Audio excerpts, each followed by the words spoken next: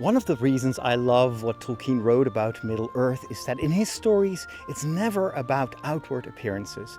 It's who someone is on the inside that matters. Someone who looks like an elf can actually be corrupted, and someone who is as small and insignificant as a hobbit can actually be the true hero of the story.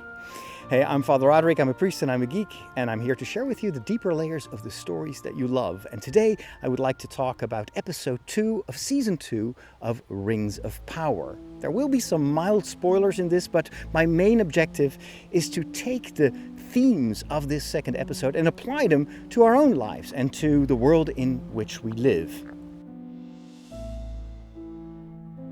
So what is the main theme of this second episode? I think it all has to do with mirrors.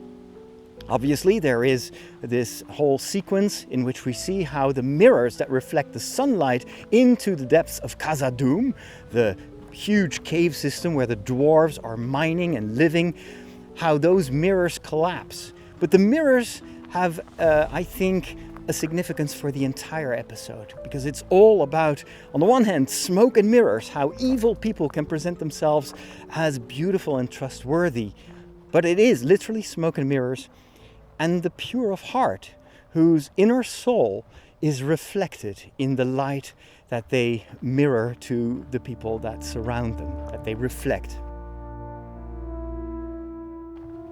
Let's talk about one of those good and noble people, Elrond. Elrond has been opposed to the elves taking hold of the rings that were forged by Celebrimbor, with the aid, of course, of Sauron, for a good purpose. There's this discussion where Elrond disagrees with the other elves who say, well, you know what, yes, maybe Sauron was involved, but he didn't touch these rings, so I think we can safely use them. After all, isn't it not just about the moral noble, isn't it about our own noble objectives that will justify us using these rings? Even his mentor, for who he has great admiration, tells Elrond, sitting at the dock of the Grey Havens, like, look, we should really separate the art from the artist. And then he gives an example. He says, well, you know, this famous poet, well, actually, he was almost always drunk. And Elrond is like, oh, I didn't know that. And he uses that as an argument to say, you see, you know, we have these rings. Yes, maybe Sauron was involved, but the rings themselves, they are no longer, part of Sauron's power. We can use them. We are the ones who decide what to do with them. Elrond is not convinced, but you can tell that he's losing the argument. This, of course, is a discussion that is very relevant today.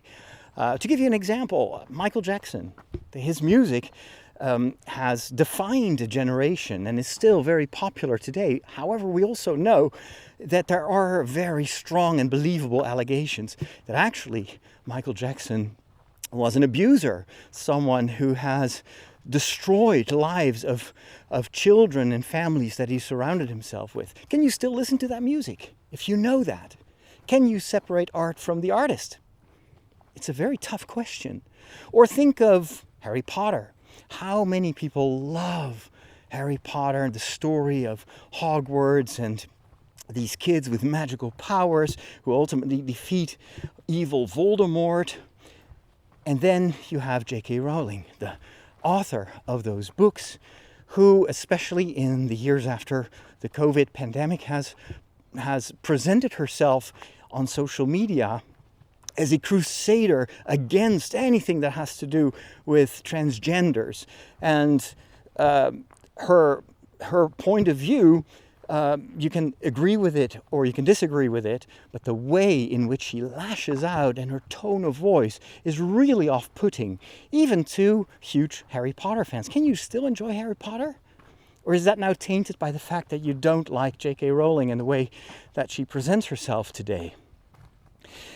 It is a tough question. This goes back centuries even to some of the artists that worked for popes and bishops and the wonderful art that they created. But we also know that some of them were very troubled people who led a relatively sinful life. So can you still have that art? There is this Jesuit, this is a current problem, who was admired by lots of people for his modern Catholic religious art. And it turns out a lot of women came forward accusing him of abuse. He's been kicked out of the Jesuit order, but his frescoes and his mosaics are still decorating lots of places in and around the Vatican. He created a lot of artwork in the place of pilgrimage in Lourdes in France. Can you still look at those pieces of art and not think about the horrible abuse that this man has done? This is where Elrond is a very determined, moral, principle guy. He's like, okay, no, I don't want to get anywhere near. This is way too dangerous. We should not let ourselves be corrupted, not even a little bit. But you can tell that the other elves are almost enchanted by the whispers of the ring that promises them so much. And these rings are so pretty, and look at what we can do. Even the fish are attracted by the ring. It's a ring of life. It's not a ring of destruction. Yeah, that's what they look like. But Elrond is like, you know what? Once they've been touched by evil, they are all part of a bigger plan that we cannot see yet. But the fact that we can't see it doesn't mean that we should be naive and that we should disregard the dangers of using these rings.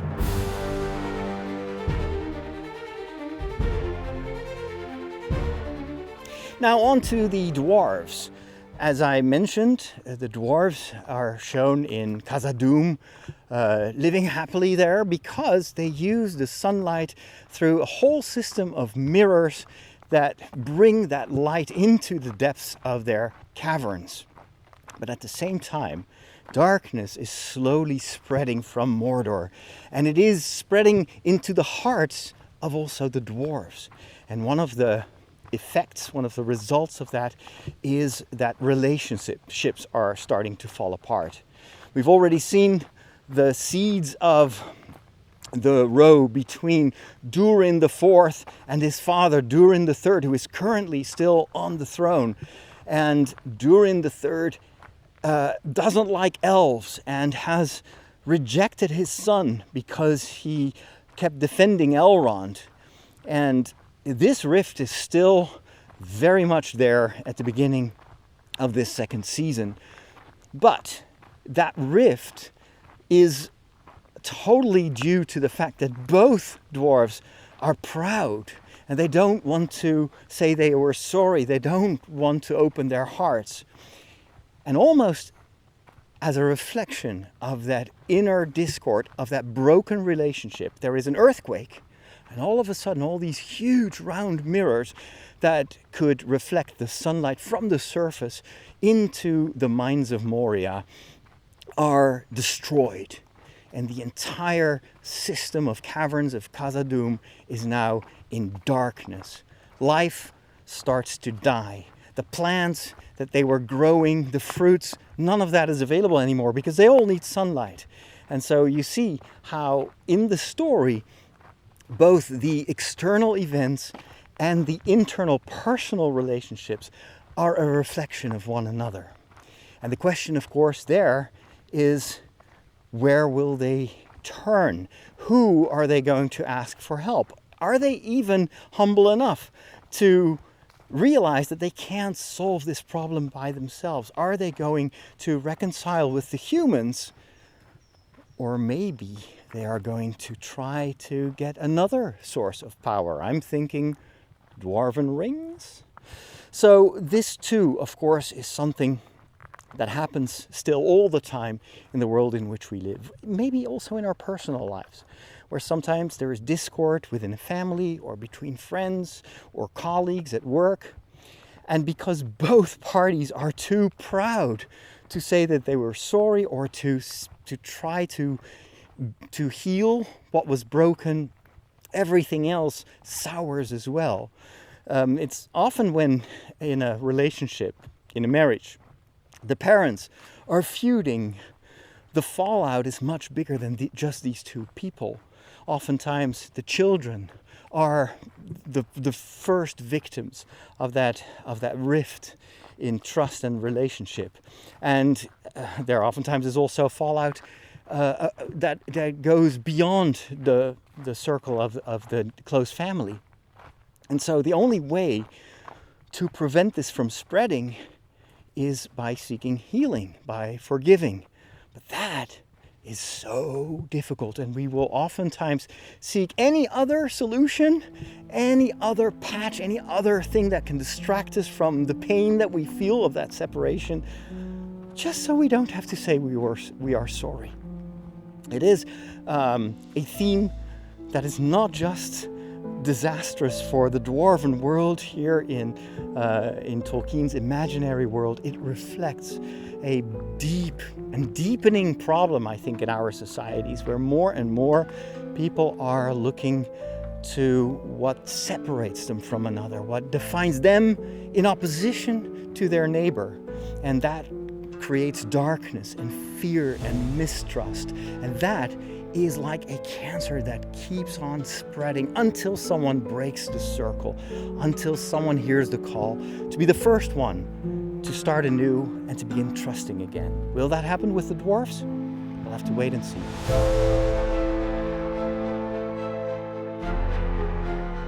And then finally, the third theme is that of evil in disguise. And this harkens back to what I mentioned at the beginning, and that is that what you see outwardly does not necessarily reflect the inner state of that person. Of course, I'm talking here about Halbrand, who was Sauron in disguise, seemed to be an incredibly kind, sympathetic, charismatic dude. And even Galadriel was smitten by his charism, only to discover much, much later that actually Halbrand was the total opposite of how he presented himself.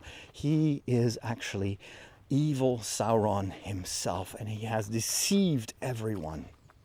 And so this is something that the elves know, except for Celebrimbor.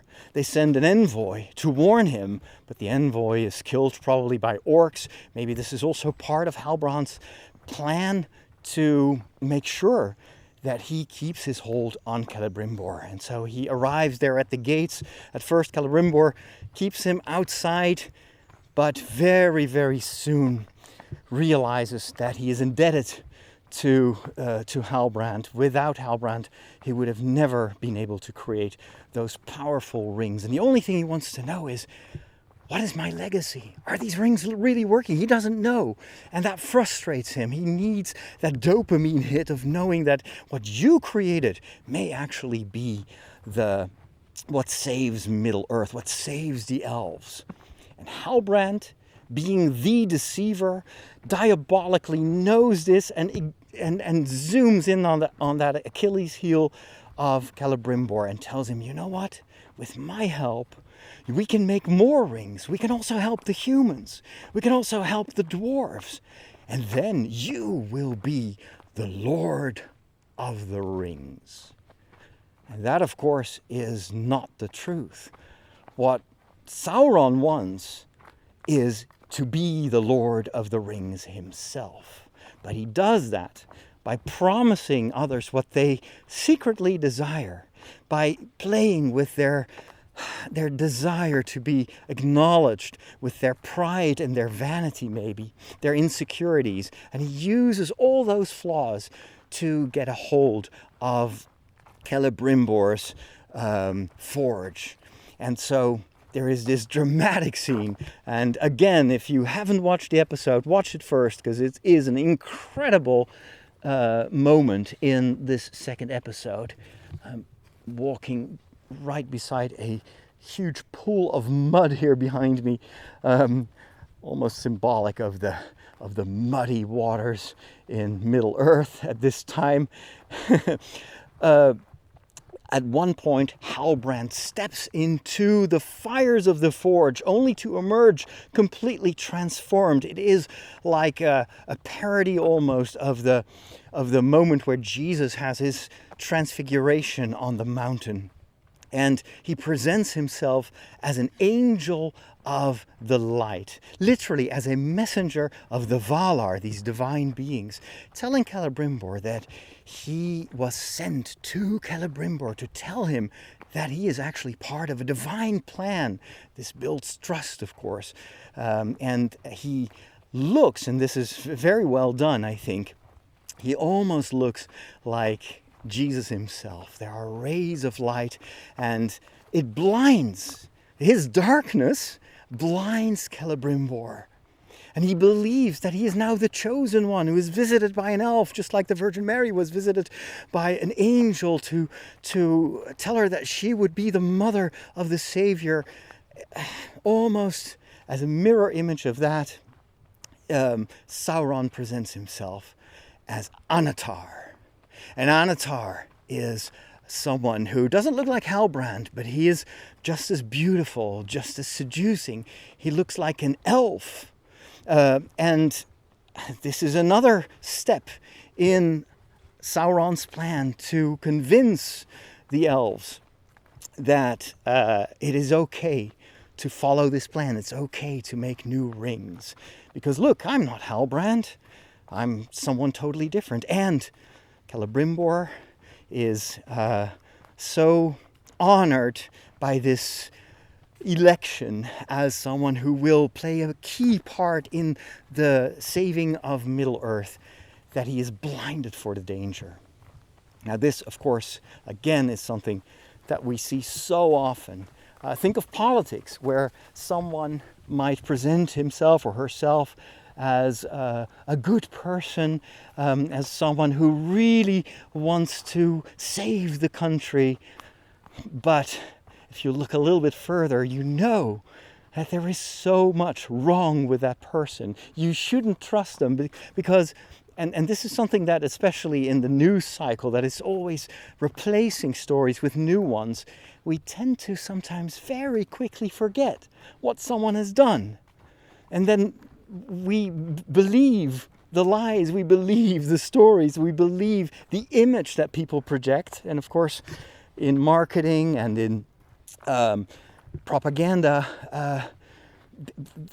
the people that want that person to be in power use almost identical tactics as we see Sauron use here in this episode.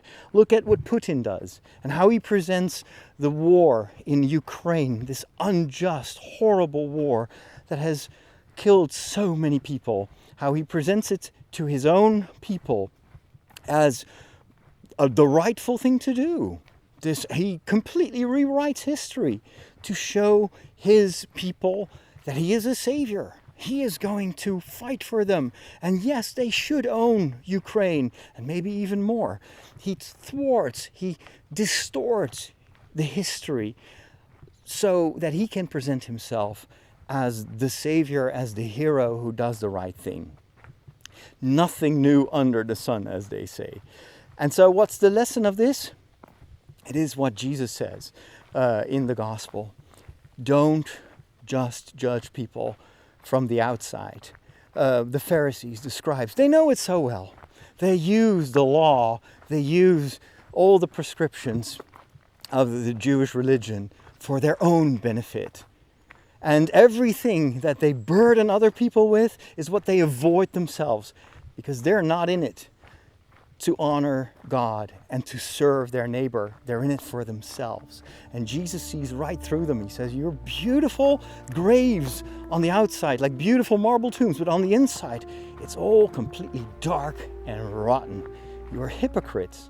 And so this evangelical warning is, I think, what this story, based on Tolkien's writings, reminds us of. We have to be discerning when it comes to the people that we turn to. Let's not just stop at the outward appearances or the words that people speak, but let's look at their actions. Let's explore what's truly on the inside because ultimately you should judge the tree by its fruits and by nothing else. I'd love to hear your comments and your reactions. Let me know. And of course, I'll be back soon with my commentary on episode 3 of Rings of Power Season 2.